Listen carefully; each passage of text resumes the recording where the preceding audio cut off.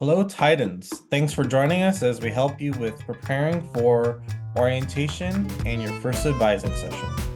We're going to cover what your college level transfer credits might look like if you do have any of those units to bring in with us, the Navigate app, and also the CSUF email through Outlook. We'll be covering that as well. When registering, we want to avoid enrolling into GE or major categories where you have already earned credits with a passing score or grade.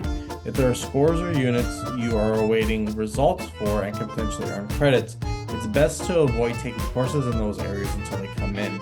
You can check out your AP, IB, and CLEP scores and what areas they've filled here at CSUF by viewing our GE AP list that we have uploaded in this module. It's important to note that students cannot earn duplicate credits for the same course, and for GEs, you only need to complete one course minimum for each category. Remember, take one and done. What if my AP credit covers a majority of my GE areas? We get this question from time to time when students bring in a lot of transfer units, and with their AP or dual enrollment units, they end up covering the majority of their GE areas.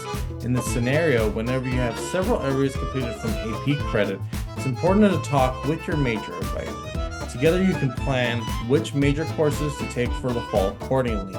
You can also explore the option of adding electives or minor coursework if you decide to do a minor. You can also consider a minor in another subject, and you can also add those introductory courses to your fall schedule in that case. You have access to download the Navigate student app. Navigate is the app academic advising uses on campus to schedule appointments. Not all advisors use the Navigate information system to schedule appointments. However, you can use the app to also view your tried and degree audit on the go, which is helpful especially when registering for classes during orientation. Additionally, you can also see reminders, view your class schedule, and review important advising notes that you receive from advising sessions. We encourage you to download the Navigate app from the App Store today. We also have the QR code included at the bottom here. Lastly, remember to have access to your CSUF email via Outlook. Here is our QR code download.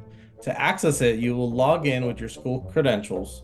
This is how CSUF will be communicating with you, so check your email regularly and have notifications on. This concludes your preparing for orientation and your first advising session video. Please continue to the GE overview requirements until you have completed the final knowledge check.